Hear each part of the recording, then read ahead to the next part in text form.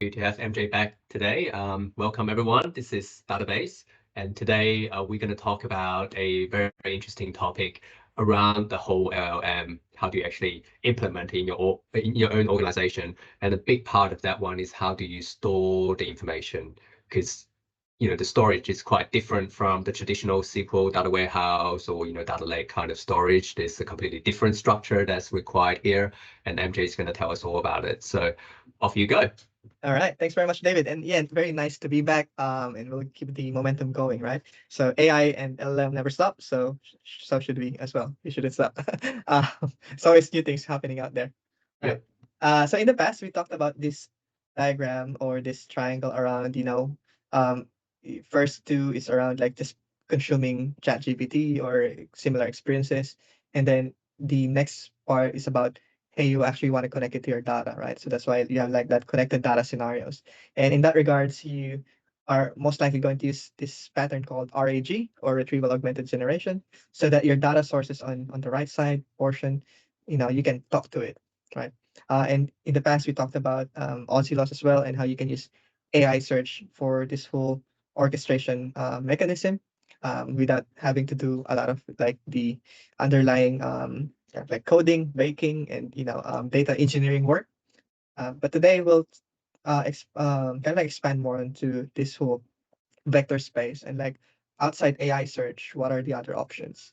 So the whole point of kind of like of this activity is that again you have your own data storage or your own data, most likely coming from a transactional based type of like application, meaning your apps, like storing that information somewhere.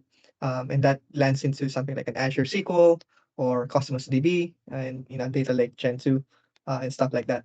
And then the process that happens afterwards is that that data itself is not yet something that LLMs like ChatGPT can directly, associate with, when you're talking to a person.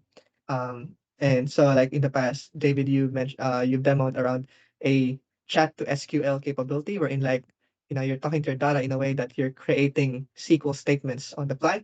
Um, and that allows you to retrieve the information.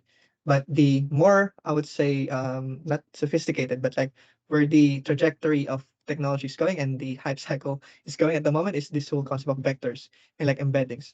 So what happens underneath is that your data, structured, unstructured, or whatever it is, there's that data cracking happening, meaning like it's kind of like getting dissected somehow, whether that's per paragraph or per page or a specific section. You kind of like disassemble that. And then what happens is that once they're cracked, they are now chunked. Like now with this chunks, now how do you actually like push those data into a vector store? In this case, at this point, this is like a lot of those one zeros or like vector representation decimal place type of data, and you put it somewhere, right? And then the whole orchestration part on the right is just about retrieving that, right? Now, if you talk about vector database. Sorry, yeah. Maybe just a few questions on the previous one. And so are we purely just talking about text-based data No, now? actually no. Even music or image, that can be cracked and chunked. So that just means that actually that's one of the power of vector database as well. You're not actually restricted to just text. You can perform similarities of how much they are similar. And like this is a technology that's being used by those image search capability, right? If I put in an image in here, can you find similar image? Like if I put in an image of a shoe, can you find similar image? Then it's going to give images of shoes. Um, so without actually telling it that it's a shoe. So those are like the power of this whole vector and embeddings capability. So on Azure itself, right? There's no one specific service that would say that this is an Azure vector database. So there's no one specific service or like platform that you can use, right? Um, However, there are like specially purpose or they would say pure vector database options out there, like Quadrant, Milviews, VB8, and those type of things that you can actually host them on Azure, right? But we'll exclude them for now.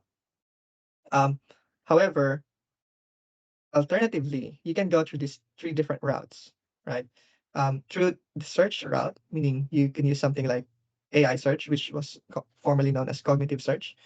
AI search cognitive search began as a kind of like indexing tool, right? Like basically like you have a lot of data, you wanna index them, meaning you wanna put in some discoverability metadata amongst these sources, and that's a function of an a cognitive search, or a search functionality. It's very similar to things like Elastic and all those other search offerings, right? Yeah. Um, and it doesn't necessarily have to do with vectors, right? You can perform search with or without vectors, right? You can do keyword search most of the time. Like let's say, you want across all these documents, whenever someone types the word capital, that wherever in any document that has capital, you can kind of like show that, right? So that Yeah. thing already exists, right?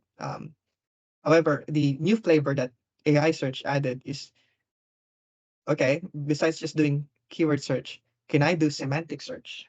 So in that regards, semantic search means, okay, instead of just typing capital, what if I'm looking for an awesome looking sweater that's good for winter, right? So if you actually search that through the database, you'll have a hard time getting results that matches the word per word of that one. But with vectors and embeddings, it can perform this thing called cosine similarity that allows, again, those paragraphs in those um, PDFs and anywhere in all your data sources, they're now represented in a way that how similar or how semantically similar is my inquiry, right? And that enhances, you know, um, the search capability, right? Like that improve the whole search experience. Um, but then if you go to that search route, why is there still a NoSQL and a SQL option out there? Um, the reason for it is that with search, there's a lot of duplication of data, right? If you go through the search route, there's duplication of data, meaning I already have a data in my Cosmos DB, and I still need to do the whole, chunking, cracking, and that whole stuff, um, and index it in AI search. Hence, I'm using AI search to store a lot of those embeddings for me, right? So there's like a lot of duplication process, which is not that bad, right?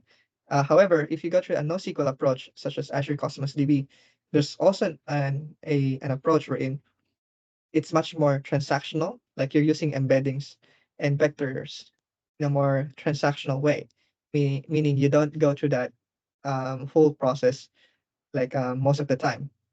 Like think of it like this could be like an OLAP or an analytical type of workload, and this could be more like a transactional workload.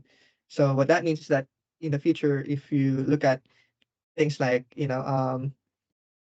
um, like things like conversations happening right now that I don't actually that I need to correlate to another conversation and things like that.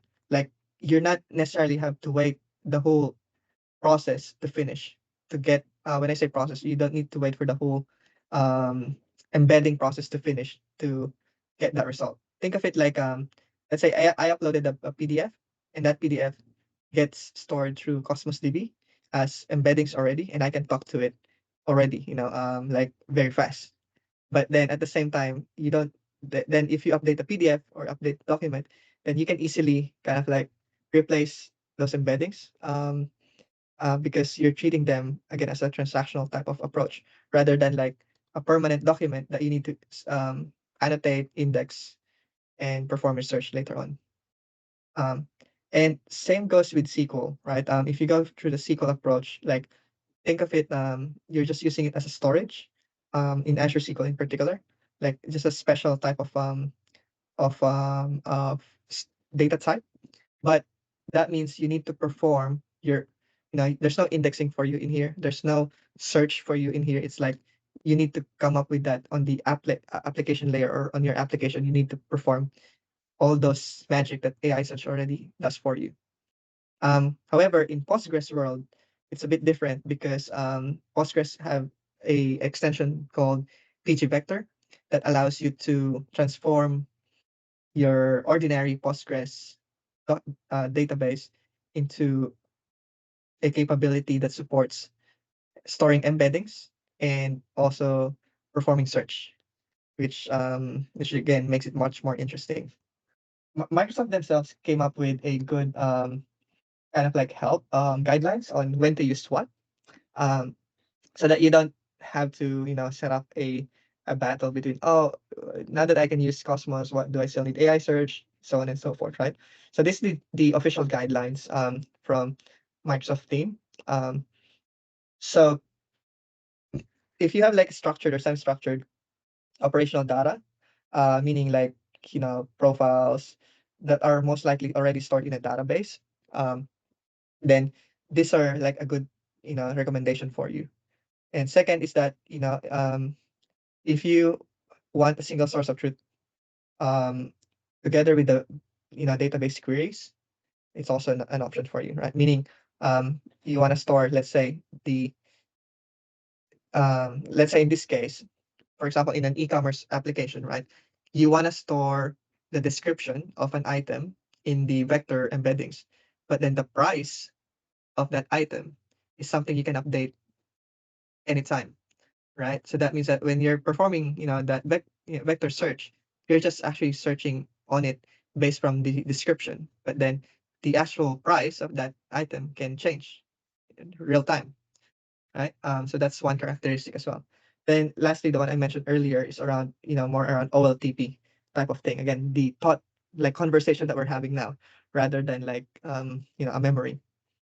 AI search, on the other hand, is something that's like you have images, documents, or even a large set of PDFs, and like you have multi-source, and you want a kind of like a indexer process that handles all these multiple sources for you. Um, and AI search comes with a lot of this more advanced searching capability. There's this fuzzy, autocomplete, semantic re-ranking, multi-language, and meta filtering and stuff like that. These are all like really advanced scenarios wherein like just the semantic embeddings vector result is not enough. You still need to go beyond that. Um, and also with AI search, it's now multimodal, wherein you have that OCR capability, image analysis, and so on and so forth, right? Like translation, like in different languages. And lastly is that again, you want more like a Bing like search experience in a way that you're not just talking about one thing. You it could be like 300 different topics that you want to kind of like centralize all together, or so on and so forth. So I think these are like the good, you know, um, comparison. And again, there's a lot of overlaps here and there of when to use AI search or Cosmos or Postgres, but it's a good starting point to begin with. All right. So for next times, when we dabble more on vectors, we'll do more demos and like show each and every one of these. But yeah, until then, we are letting the audience know, for everyone watching, that this is an emerging pattern, emerging technology that's being talked about a lot these days. And happy to see where it goes. Yeah, definitely. All right. Yeah, and thanks for everyone for watching as well. So if you like the content, please make sure you subscribe to the channel, and we'll try to keep up to a weekly and fortnightly conversation about the main area of focus is Fabric and Gen AI at the moment. So cool. All Looking right. forward to see you all in the next video. Okay.